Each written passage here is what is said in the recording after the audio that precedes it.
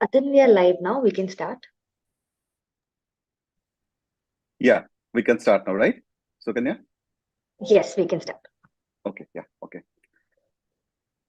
So, hello and warm welcome to all of you. Good morning, good afternoon, good evening from wherever you are. I am Atin Biswas from the Center for Science and Environment, along with my senior colleague, Mr. Siddharth Singh and Ms. Sukanya Nair. We welcome you all in today's webinar. So, just for a common understanding, Center for Science and Environment is a civil society organization based in New Delhi, India. And it has been working in the space of environmental governance since 1981. So we have a legacy of 40 years of our work. Just to put a perspective in today's discussion, today we are going to discuss the initiative by the United Nations Environment Program. Ever since United Nations Environment Assembly was formed in 2012 and the historical resolution 514 to end plastic pollution through a legally binding instrument by 2025. There's a lot to talk about, starting from the first open-ended working group meeting in Dakar, Senegal in May 2022, followed by the first Intergovernmental Negotiating Committee 1 or INC 1 in Punta del Este, Uruguay, followed by the second INC in Paris, France in May 2023, and the third and recently concluded meeting in Kenya, Nairobi in November, held between 13th to 19th November. So basically the question is, where are we headed? Are we headed toward the right direction? Can we have the legally binding instrument as decided earlier? And basically, what are the key takeaways? Is it going to talk about, are we going to have a strong treaty that basically covers the full life cycle of plastic? Or what should we expect from the INC? So that's basically is the question that we are going to contemplate with three amazing panelists who bring in very different perspectives. So we have Dr. Sam originally from Ghana, Africa, but he's currently joining us from Geneva. We have Dr. Tricia from New Zealand, and we have Mr. David from Geneva as well. So we'll introduce the panelists to all of you as we invite them to speak. A couple of housekeeping announcements before we start. We request all the participants to post their questions only in the Q&A box so that it's easier for us to pick up. We have received more than 300 registrations from all over the world. In addition, we are going to stream this program live on all social media platforms like YouTube, Facebook, LinkedIn, Twitter, etc. So we are expecting to be joined by many more colleagues from all over the world. Let me now just quickly explain the structure of this program. So we'll start with a very short discussion on the key takeaways from the third Intergovernmental Negotiation Committee meeting that held recently in Nairobi, Kenya. Followed by that, we will have questions for our panelists. And once that part is over, then we'll start taking questions from the participants. So let me now stop here and let me now invite my colleague Siddharth to tell us about the key takeaways from the INC3. Siddharth, the floor is now yours. Thanks, Atin. So before we go to the experts, just for our audience, let me give you a brief overview of what really happened at the INC3. So the zero draft of which was basically put forth by the Secretariat in consultation with the chair was the basis of negotiations at the third meeting, which is where the Intergovernmental Negotiating Committee basically negotiates the text of the zero draft. And this formation of INC is mandated by UNIA's Resolution 5/14 that Atin just spoke about. So the structure of the zero draft, I'll also put up the zero draft after I am done talking so that all our participants can have a look at it. But the structure of the zero draft basically was, it had several provisions, and every provision basically had 2 to 4 options. So every member state that basically was a part of the negotiation either could agree to either of the options, or they could say that they do not agree to this mandate, and which means that there has to be no text that is reflected, or they could simply say that we agree to this, and in addition to what the text says, we also want something to be added, which either could further strengthen the provision, or it could also weaken the tradition, the provision. So what was discussed was, the first thing is the objective of the treaty, which basically talks about what the treaty would want to achieve in the longer run. And then the zero draft was divided into 5 different parts. Uh, the substantial elements of the treaty were mostly covered in part 2 of the zero draft text. So it had, because the resolution 5/14 also mandates that uh, the the future treaty should consider the life cycle, the entire life cycle of plastic. So the zero draft text had upstream, midstream, and downstream measures. Upstream measures included measures like primary plastic polymers, or production of primary plastic polymers, chemicals and polymers of concern, and problematic and avoidable plastics. These upstream measures actually faced a lot of resistance from the oil and plastic producing member states, who either rejected most of the measures, or they opted for a no text option that deals with these critical issues. And the group of member states also accused the zero draft put forth by the Secretariat of achieving more than its mandate. Then we had midstream measures like product design, reduce, reuse, refill mechanisms, use of recycled contents, and alternative plastics and non-plastic substitutes. Here as well, most of the oil and plastic producing nations actually stated that this is where the life cycle of plastic begins from, because this is where a polymer actually takes the form of a product, and this is where the discussions actually should start from. So most of the oil and plastic producing member states have agreed to weaker provisions, especially in terms of product design.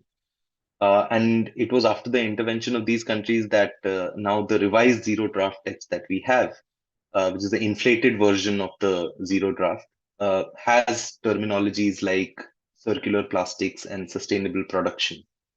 And then there were downstream provisions like extended producer responsibility, emissions and releases of plastics, and waste management. Again, here the oil and plastic producing nations uh, mostly rejected the language on extended producer responsibility. Some also said that they do not agree to the principles of polluter pays, despite mentioning that they do agree that principles should be borrowed from the Rio declarations. But they did not agree to the polluter pays principle, which is a part of the Rio Declaration. And a lot of member states actually were pushing for a treaty that solely focuses on plastic waste management. Apart from this, the zero draft text also addresses critical issues like trade of polymers, chemicals, and plastic products, leakages, just transition, transparency tracking, monitoring, and labeling. And then there was a part that was dedicated to financial assistance, capacity building, technology transfer, and national plans. Most of the disagreements that we saw in INC3 meeting was in the part 2, where the substantial elements were to be discussed. So now, on this note, I would just stop here, and we have some questions for our panelists, and we will introduce them as we call upon them. So I think the first question is for Dr. Sam, and let me introduce Dr. Sam for our audience today. So Dr. Sam Adukumi is a renowned expert in the sound management of chemicals and waste, and is the executive director of Enviro Health Consult and Environment Youth Action Network, an environmental NGO based in Accra, Ghana. He's the immediate past programs coordinator and focal person for chemicals and waste-related multilateral environmental agreements and frameworks in Ghana. He was also the directors of Chemicals Control and Management Center of the EPA, Environmental Protection Agency in Ghana, a position that he occupied from 2012 until September 2021. Dr. Sam holds a PhD degree in nuclear and environmental protection from the University of Ghana. He's a part-time senior lecturer at the University of Ghana and has authored and co-authored more than 30 peer-reviewed scientific publications.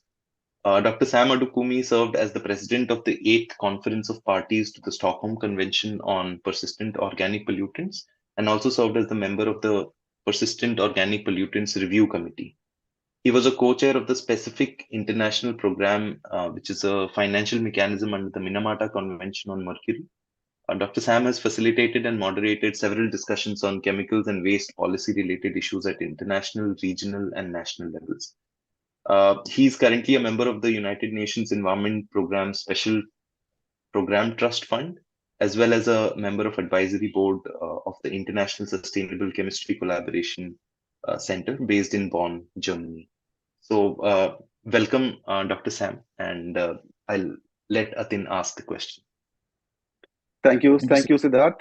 And I welcome once more Dr. Sam. Thank you so much for your time and your participation. So, Dr. Sam, my question to you is, in the light of Africa's commitment to a very robust, legally binding treaty, particularly considering the presence of the oil-producing member states such as Nigeria, Ghana, and more recently, Namibia how is the region effectively encouraging these countries to align with the ambitious stance of the African group? Additionally, if you could also throw some light on what strategies do you anticipate for the other regions like Asia or the group of Latin American countries, commonly known as the GRULAC, employing to enhance their position as a regional groups in the ongoing discussions. Over to you, Dr. Sam. Thank you so much. Thank you so much, organizers, and good morning, good afternoon, good evening, wherever you happen to be around this time of the day. And I thank the organizers for,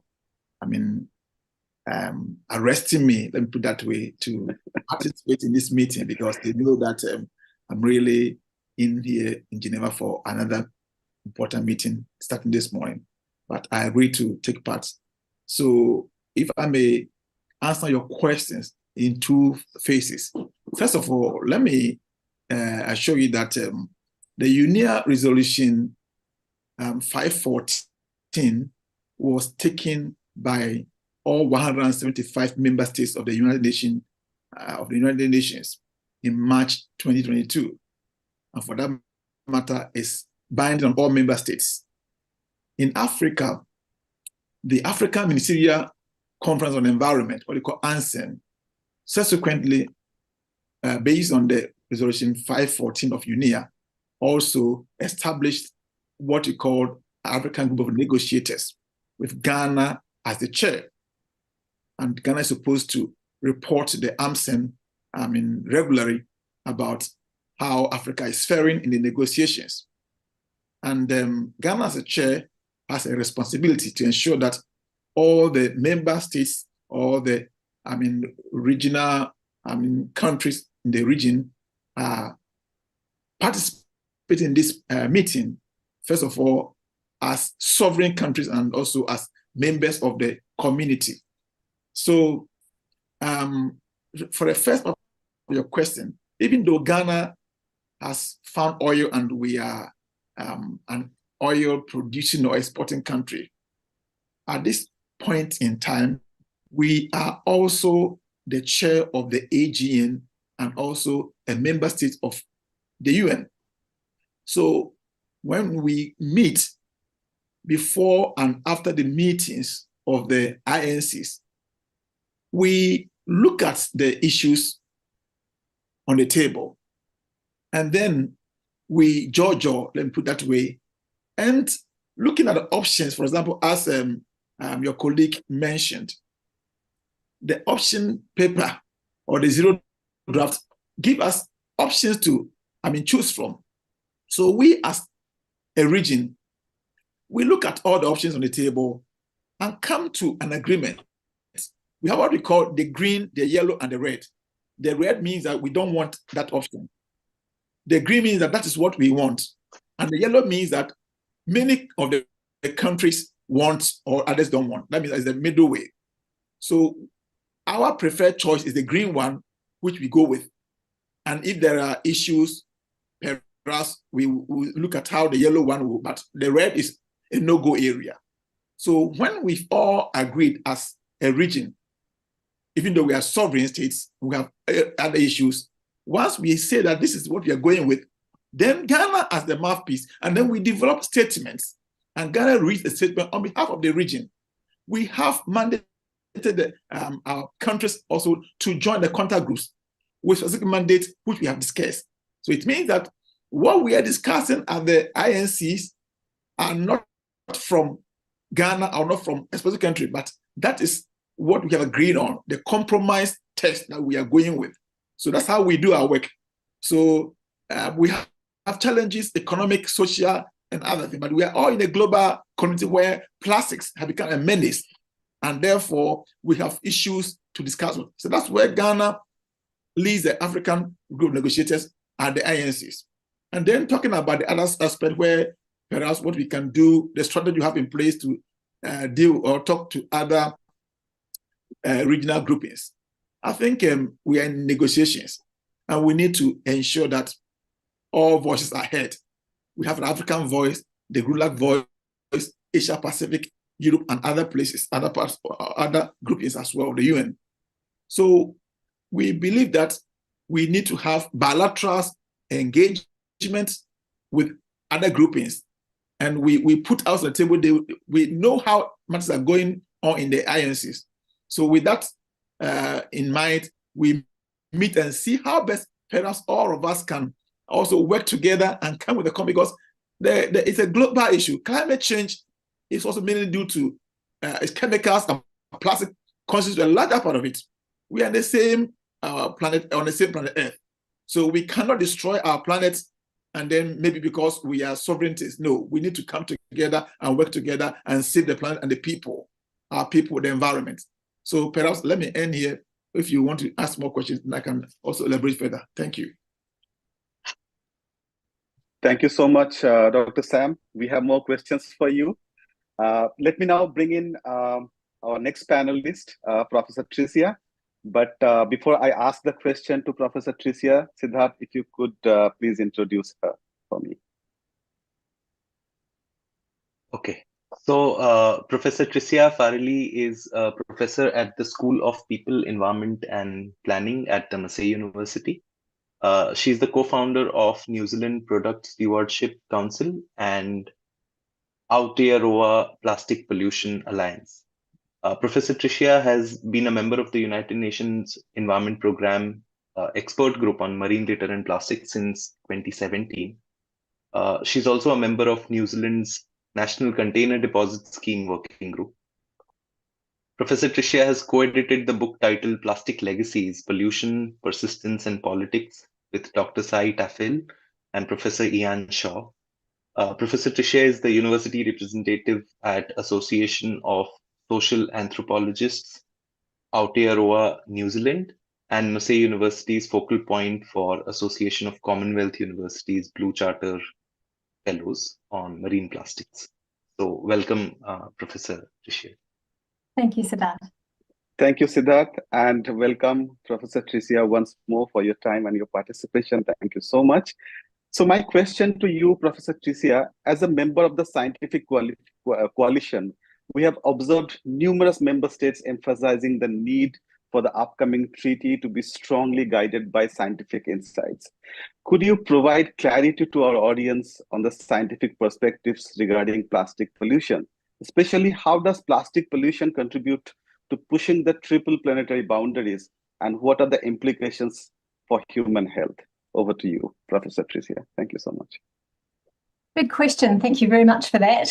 There's a lot in there, Tim, so I'll do my very best in a short period of time. So from a scientific perspective, the most effective and comprehensive global plastics treaty should be guided by the precautionary principle, simplification, so simplification of like chemicals and polymers and products, for example, transparency, all while ensuring a just transition at every phase. And importantly, the treaty must be based on the best available scientific knowledge.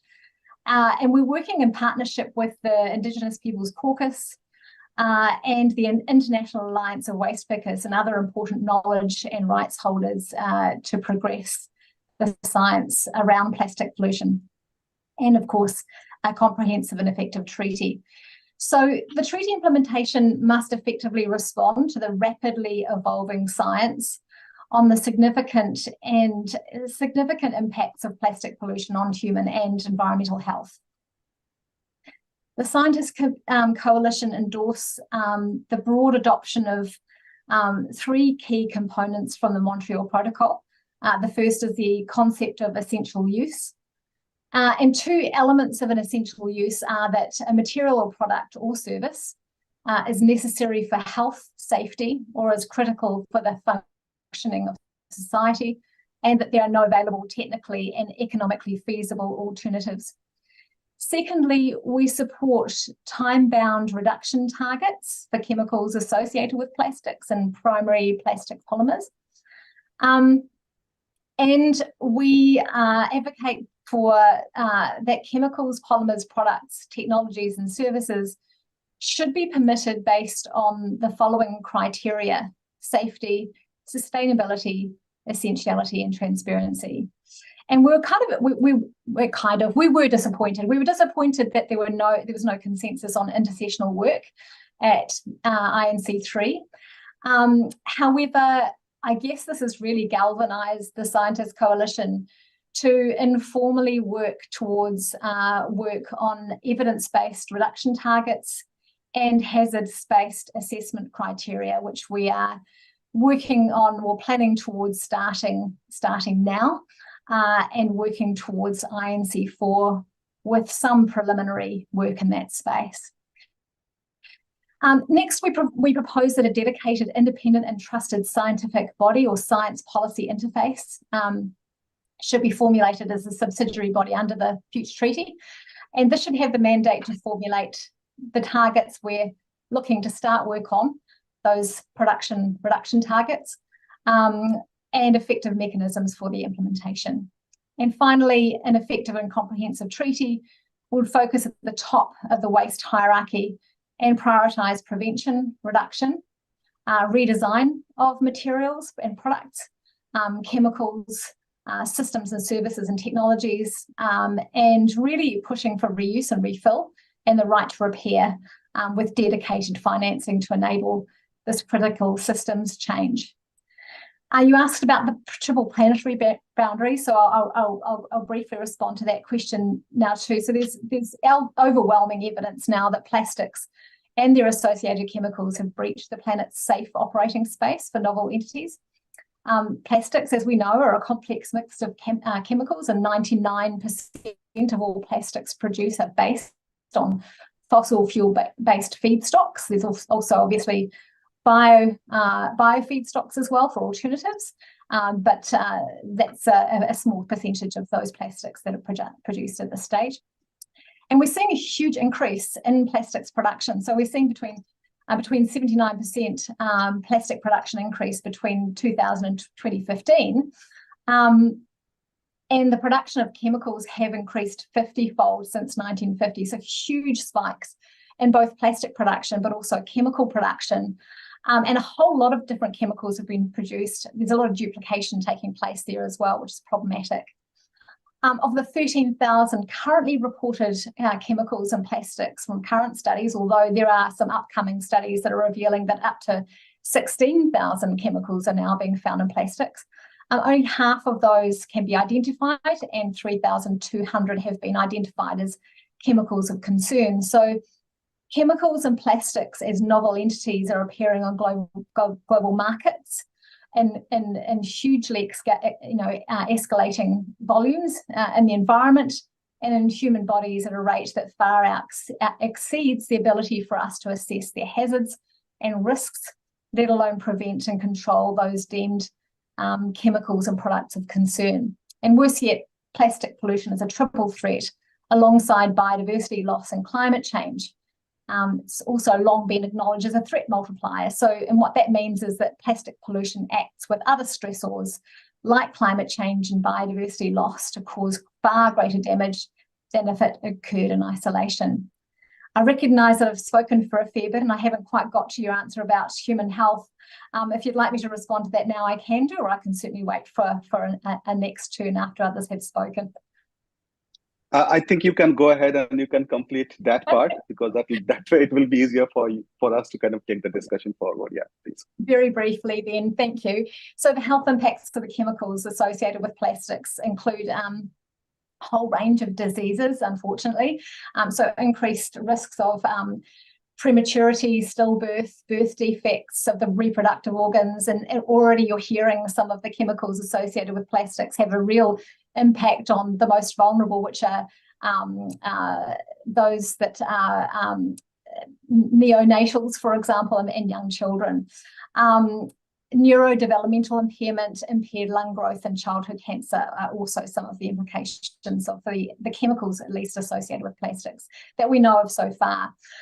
So the toxic chemicals used in plastics are, for example, colorants, they're in flame retardants, they're in solvents and UV stabilizers and plasticizers. And also we're finding too that, and I mentioned bioplastics a moment ago, plastics alternatives, and we hear those are termed bioplastics, so I'll refer to those as so-called bioplastics because there's some problems with that term, or misconceptions at least with the term bio and bioplastics. Those often contain similar hazardous chemicals and additives to our more conventional fossil fuel-based plastics we're finding. Microplastics, now we're talking not so much just about chemicals, but we're talking also about plastic particles. Microplastics, small fragments of plastics, and even smaller pieces, which are nanoplastics, contain all the same chemical additives as conventional plastics, of course, and they can leach, of products, whole products, and these can leach out of the microplastics and expose our populations. And unfortunately, due to their smaller size, there is a larger surface area to volume ratio, and this makes microplastics particularly hazardous to human environmental health, because in addition to carrying and leaching their toxic chemicals I've just mentioned, their large surface area is very effective at attracting and carrying both pathogens and persistent organic pollutants across territorial boundaries and also into organisms, including human bodies.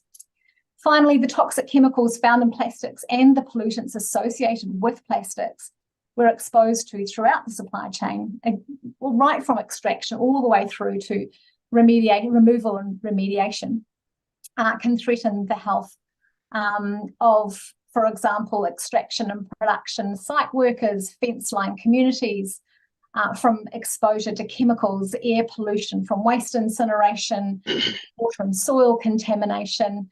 And other groups particularly vulnerable to exposure to plastic pollution, again, include children, but also women, marginalised communities, and those directly reliant on unpolluted ecosystems for their livelihoods and survival. And here, the communities that most come to mind for me working in the Pacific Islands are small island developing states. Thank you for that question.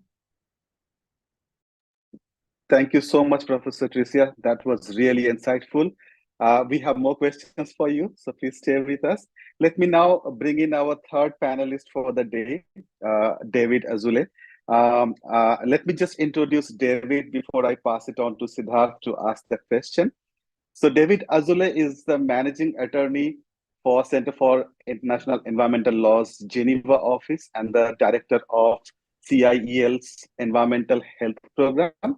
David is a French attorney who studied public international law in France and Spain before specializing in environmental law. He comes to CIEL from Friends of the Earth Europe in Brussels, where he coordinated the chemical and nanotechnologies campaign. Before that, he worked as associate in environmental law in the Paris office of the Freshfields Backhaus Deringer. Please forgive me if I mispronounce this name. In addition to directing CIEL's environmental health program, David leads CIEL's nanotechnology project. David also co-leads their plastic work, examining the environmental health aspects of it and coordinating civil society's engagement in global policies forum, such as the United Nations Environment Assembly and the Basel Convention. He also supervises CIEL's work at European Union level to ensure that the health impacts of plastic throughout its life cycle are adequately considered in European Union's policy, and in particular in the design of the European Union Circular Economy Strategy and EU EDG strategy. He is also a member of IPEN, that is International Pollutants Elimination Network Steering Committee. So thank you so much, David, for your time and your participation. Over to you, Siddharth. You may go ahead and ask the question. Thank you. Yeah. So, David, we know that there were 3 different contact groups that were established. While contact group 1 and 2, could reach a certain conclusion, the third contact group in the meeting was unable to achieve consensus, and it is anticipated that there will be no advancement in the intersessional work. So, could you elaborate on the impact of not reaching consensus in that group? And how will it affect the overall progress of the work that we have till end of 2025 or 2024 this year? Well, thank you, Siddharth, and thank you, Atin, and thank you very much to CSE for the invitation, for the organization of this great event, and for the question. This is a very good question, a very large question that goes down to really the heart of your question, the heart of what we're trying to address in this webinar, which is really what sort of treaty will we get at the end of the negotiation.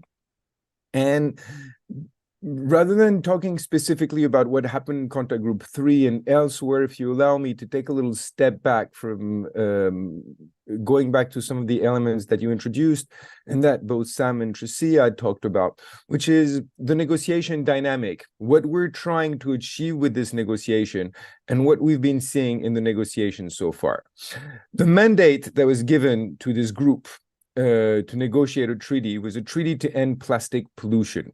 There are a different understanding of what plastic pollution is, from the very reductive of plastic pollution being the plastic that you see in the environment, the pieces of plastic packaging that you see in the environment, which is extremely narrow and reductive, to what in our sense is the correct understanding of what plastic pollution is, which is the definition that is being used among others by OECD and other institutions that talk about all emissions and risks that arise from the production, use, waste management, and leakage of plastic. So in that respect, we really are, and that definition and that mandate that was given doesn't come out of nowhere. It is the result of many years of work that was done under the auspices of the UNEP, the United Nations Environment Program, to get to the point of the mandate. Remember that before the mandate was adopted,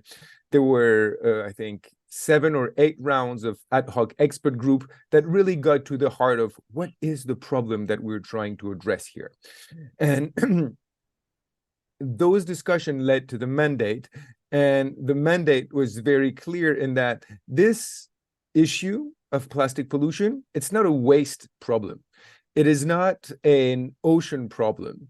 It is really a overproduction and overconsumption problem, which is why it requires us to end plastic pollution, to address this issue in a full life cycle approach, meaning that we have to go from upstream to downstream, midstream, and adopt a variety of issues. And of course, plastic pollution is very complex. Plastic as a material is complex, but also it is so pervasive in every aspect of our life and in every single economic sector that there will not be one single magic bullet solution that if we do this, then the problem is over. We will have to adopt a variety of measures both a variety of measures to get to the heart of the problem, but also in reality to adapt to the very distinct situation that various countries in the world are in. India is in a very different place than Ghana, than New Zealand. Pacific Islands and small island states have their own issue. Even though they like to think differently, developed countries are absolutely not dealing with plastic pollution in a way that is satisfactory, whether it is from the waste management side or from the production side. There are places, as Tricia alluded to in terms of health impacts of plastic, that are called cancer alleys around the petrochemical production areas of the world. And many of them are in the developed world. And all of this is part of plastic pollution.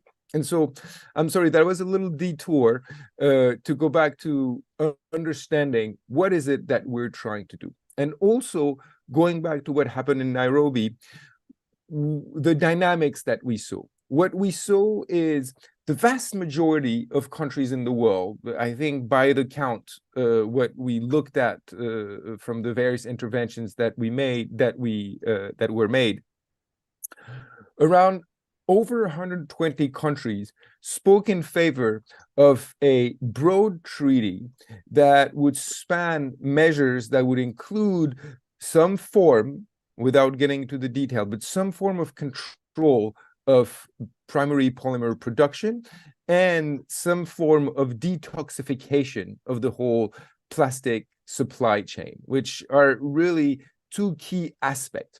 In addition, of course, to support and amelioration of the waste management system, of the financing system to implement all of this treaty, etc. So really, we saw a very large majority of countries pushing in that direction and ready to act. Again, we saw leadership from the African region. We saw strong leadership from the Pacific Island nation.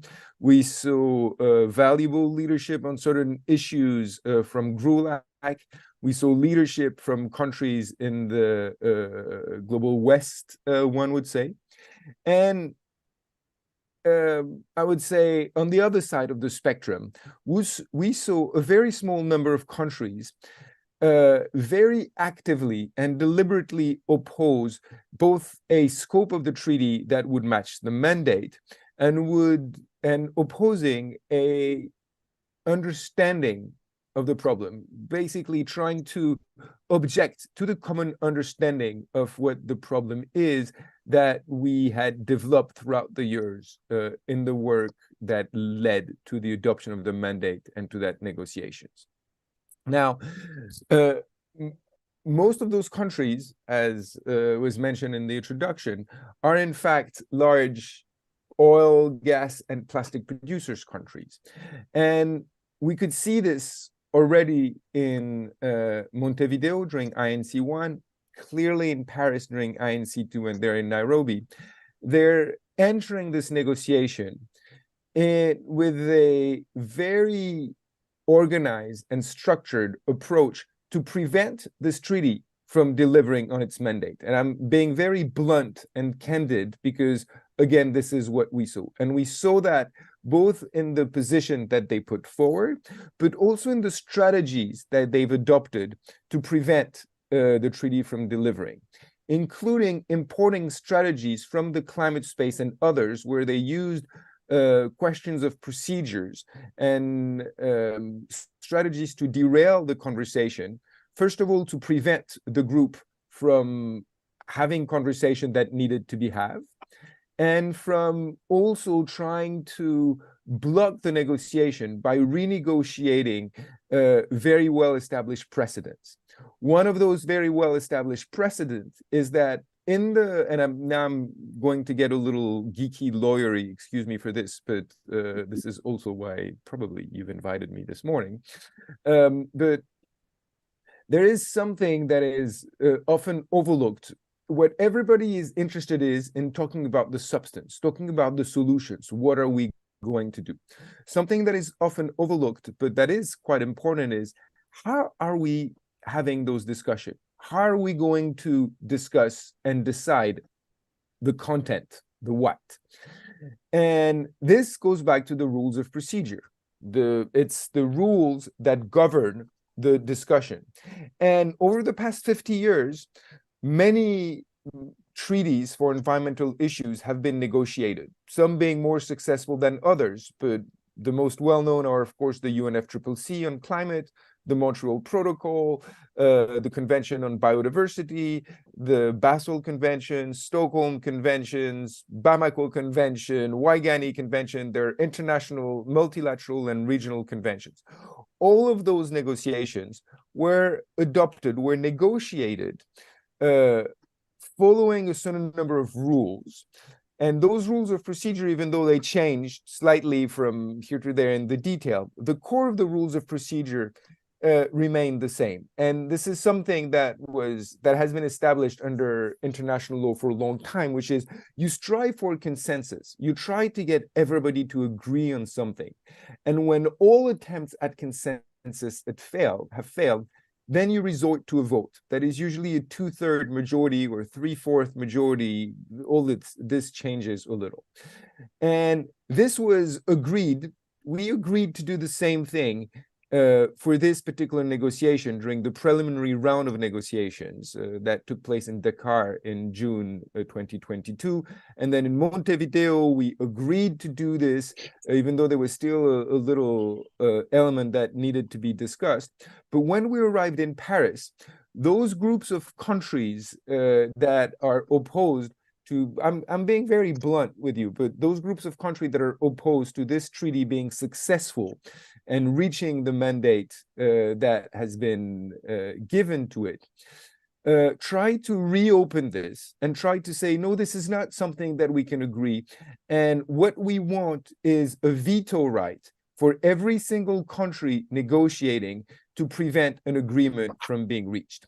And because of the existential nature of what some of the elements that we're discussing there has for these countries, the risk is that if this is not overcome, if we don't find a good way forward to move forward, those countries would succeed in preventing the treaty from delivering.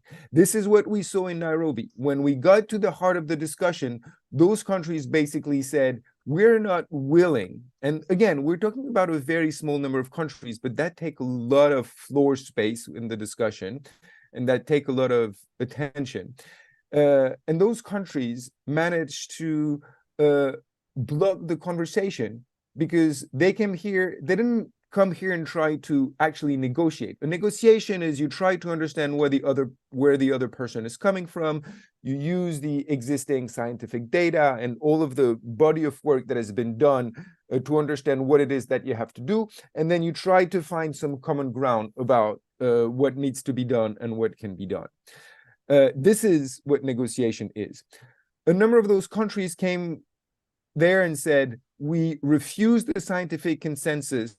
We question the scientific consensus about what plastic pollution is and what needs to be done. And here are the red line that we're starting those negotiations with that basically would prevent us, that try to renegotiate the mandate that was given to this group to negotiate. So this is the situation we're in now. Again, we saw strong leadership from a number of countries in every region, from the African region, from the Asia-Pacific region, from the Latin American region, from the European region, and others who are trying to oppose that and are trying to move forward. But this is something that we fear, or we are concerned, will require some further attention in the next meetings. Maybe a last element of this to understand why it happened the way it did in Nairobi. Remember that at the last negotiation session that took place in Paris, we lost 2.5 days, and there was a lot of very visual drama with this small group of countries blocking the negotiations on questions of procedure. And I think everybody arrived in Nairobi with the idea that we want to avoid that repeating. We want to avoid that situation repeating itself, and we want to discuss the how. We want to discuss the what. We want to discuss what are we going to do to stop plastic pollution. And so everybody was very accommodating and tried to leave that issue of how do we make decision exactly And is everybody, the underlying question, which is everybody negotiating in good faith on the side? Because that was a potentially explosive question. But by ignoring this question, what we got was everybody trying to negotiate, except for a small number of countries who then blocked progress towards the end, and led to the relative failure that we saw in Nairobi, which is, yes, we do have a revised zero draft, but it's now vastly ballooned and very hard to manage, and it's probably weaker than the original zero draft that we got to in Nairobi. And that question of intersessional work is sort of lost. We're basically losing 5 months because, again, the vast majority of countries agreed that there is very important work that needs to be done to deliver the treaty that we were asked to deliver through the negotiation. We don't have much time, and everybody was really willing to engage on specific issue on how to develop further. So when we get to the next meeting in Ottawa, we have made progress and we're closer to a treaty and closer to the solution. And those countries, small number of countries, basically said, no, unless you agree to what we want to say, which is a very strongly reduced mandate, we will not let the world progress on this path. And that, I think, is a serious issue.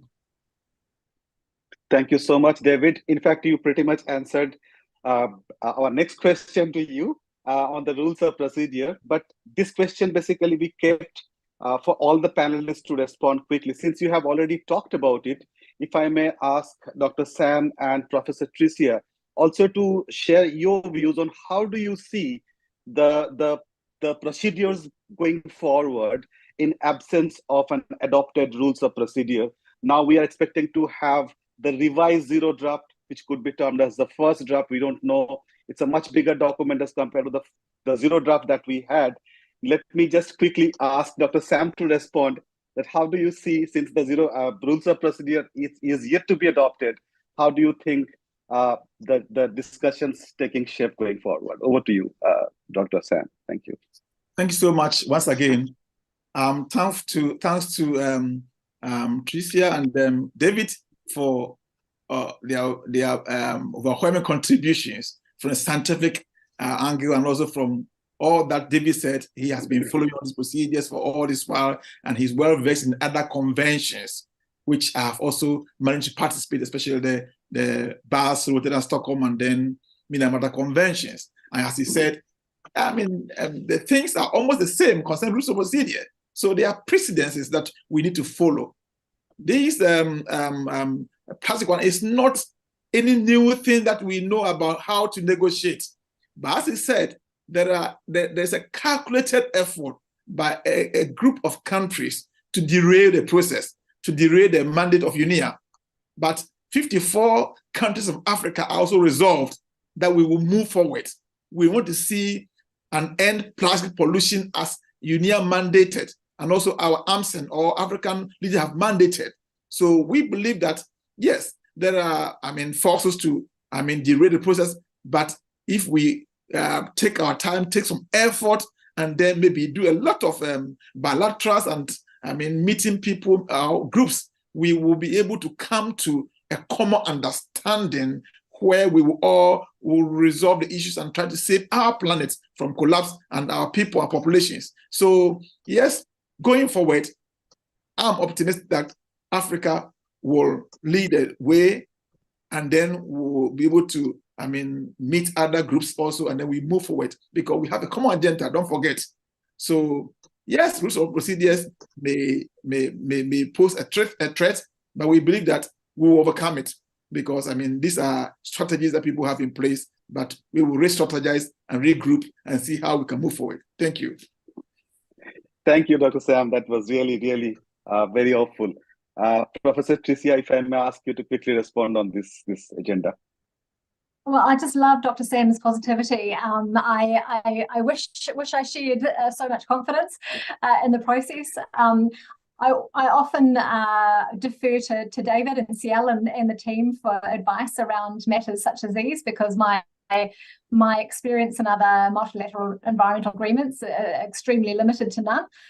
So I can speak to the science, but not so much to these matters. However, I do have a growing sense of anxiety, to be honest, around the rules of procedure, because for me, it's a make or break.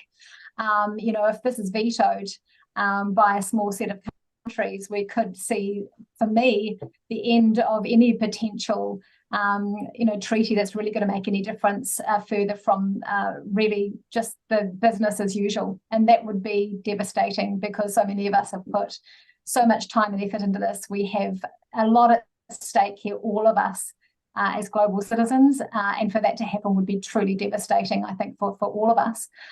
So whilst I'd love to share Dr. Sam's positivity, I am slightly nervous about this, and I think probably rightly so. I think many of us are.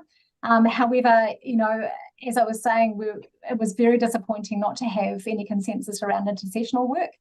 But those of us who are so dedicated to this space, and I would include the Scientists Coalition in this, and I know that David and his team and others, no doubt on this call too, no doubt Dr. Sam included, are really dedicated to progressing things along regardless of any formal process in the intersessional period, acknowledging, as David said, this could put us 5 months behind, and I can't bear to see that happen. So that's all I can say about this. Some nervousness and real hope that things will come together INC4 and before that, hopefully too, starting to sort of, I guess, galvanize around something more positive. Thank you so much, Professor Tricia. Siddharth, I know that you have many questions to ask, but I'm not sure how many questions we can ask within the time. So Siddharth, you go ahead with your question to the panelists. So yeah, I think we have some questions from our participants, and there are some interesting ones. So let me flesh out the ones that I find interesting and put it in front of the panel. So one question is from Dumiso from Iswatini. He's asking, does the world have an option to bypass the conflicted member states or the ones who are creating this conflict, if it is to meet the target that we have set for ourselves in 2024?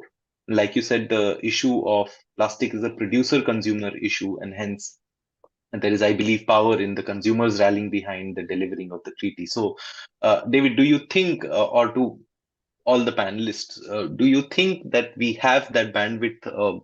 Like someone, I think the members, the delegation from Angola made this very strong statement that we can't be held hostage by a group of countries, and if someone wants to be left behind, we are ready to leave them behind. So, is there a scope for doing that? Is what my question is to the panelists. I'm happy to take this one, and the short answer is yes, there is. There are ways. I mean, one of the big challenges in this situation is always, as we know, plastic is a global issue. It is traded as a material, precursors are traded, wastes are traded, and no countries can address this issue on its own. And we know this because many of the countries have tried, and even the countries with the most drastic regulation around plastics are still feeling the impact of it. And this is why we're having a negotiation treaty. And so, but this is the case for many treaties, and not all treaties are universal, meaning not all treaties have a membership partisanship where all countries are members. It is the case for some of them, and they are the ones that work best. But even for those that don't have all parties as members, there are ways to regulate, to use trade, for example, to regulate the trade between parties and non-parties to address this particular issue. And that serves a dual function.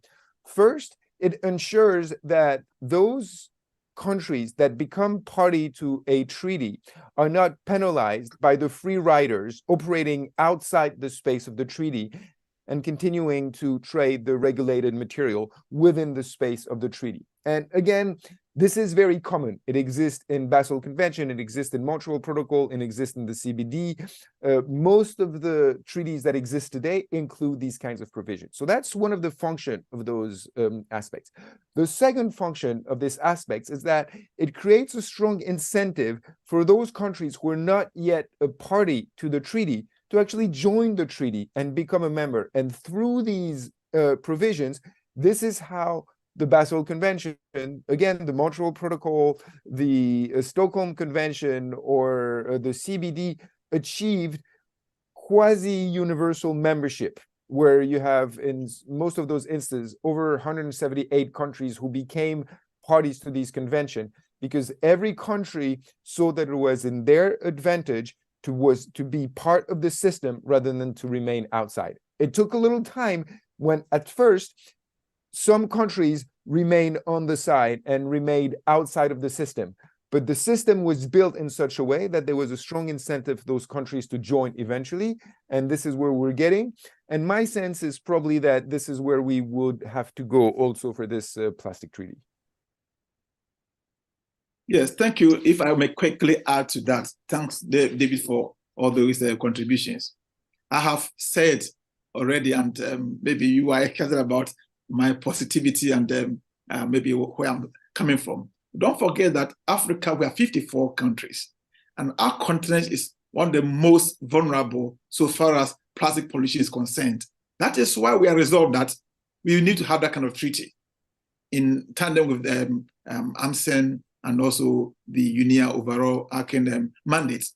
So we will do our best to, come to the table for negotiations. But we're not going to chicken out. We are going to just be walkovers. No. For example, at INC3, I think we showed that we are not just walkovers.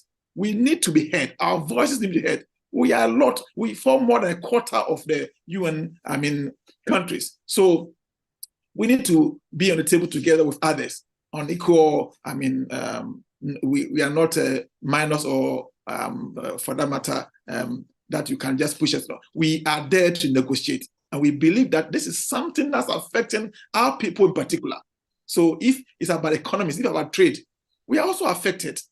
All the, excuse me for my language, evil things that come out of plastic are coming to our content, affecting our people. So we will not sit down for that kind of, to suffer any longer. We need to have a solution. So we will go there to negotiate. But if others think that perhaps because they are rich or they have the resources and then they want to ensure that their voices are the ones which are heard, we will not agree to that. We will make sure that our voices are equally heard and that we will get what is best for our planet and for our people. So we will move forward. As David said, for other conventions, even when we have done all these things and it's done and we have gone to signatory at the plenipotentiary conferences, not all countries, accede or ratify the conventions. But with our population, 54 countries, with others, we can have a critical mass to ratify this future treaty, and then others can join later. But we'll move forward. Thank you. Tricia, any thoughts before we close? And I hand it over to just want to say thank you to Dr. Sam, because I tell you what, we need more people like yourself with that much passion around a region, a big, strong, powerful region of countries who are dedicated to seeing this through. And just hearing you speaking just makes me feel so much more hopeful. So thank you for that. Thank you. So Atin, I hand it back to you. Right. So we have 1 minute left to kind of touch this 1 hour mark. It was fascinating to say the least. And we pretty much heard three different perspectives. Like, INC is a member state-led decision-making process. But the role of the legal community that David represents and the role that the scientific community that Tricia represents are also very, very critical. Any multilateral negotiation process is a very complex, geopolitics. And what we have observed is definitely we have seen many hits and misses. But then, and then looking at the rules of procedure not being adopted even in INC3, and things, the buck has been now pushed to INC4, and we have to wait and see what happens there. But looking at the proceedings so far, and the agenda of the full life cycle of plastic is slightly getting derailed. The upstream is basically almost out of the window if it continues like that. So now basically we have to kind of rest our hopes to the midstream and downstream measures. The downstream is not a problem. So everybody is happy to think of plastic pollution or take plastic pollution as a waste management problem and do whatever needs to be done around that.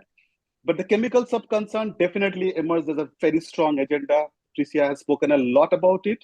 And we probably need more evidence. I mean, there are numerous number of chemicals in the market.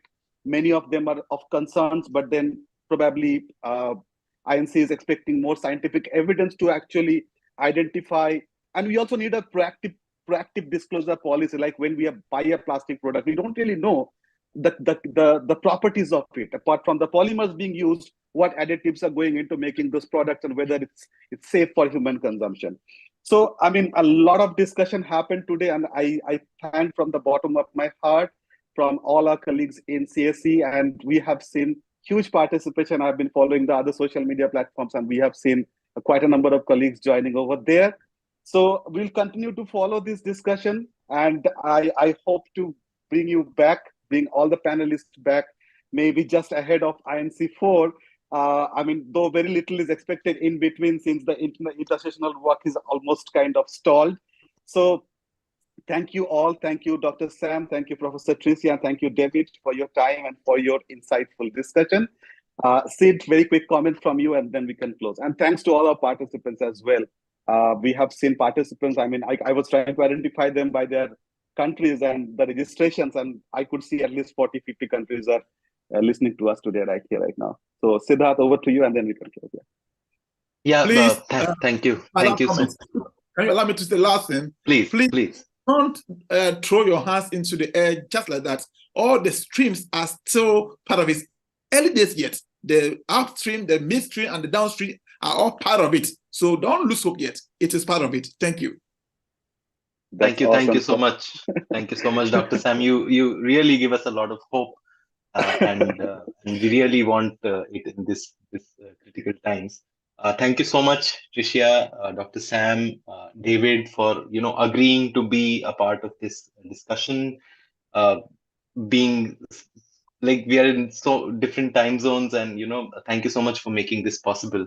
And we hope to stay connected and take this agenda forward to bring more awareness about this issue in India and with the countries that we are working with. So thank you so much. Thank you. Thank you. Bye-bye. Tye. Bye. Thank you very much. Goodbye, everyone. Thank you.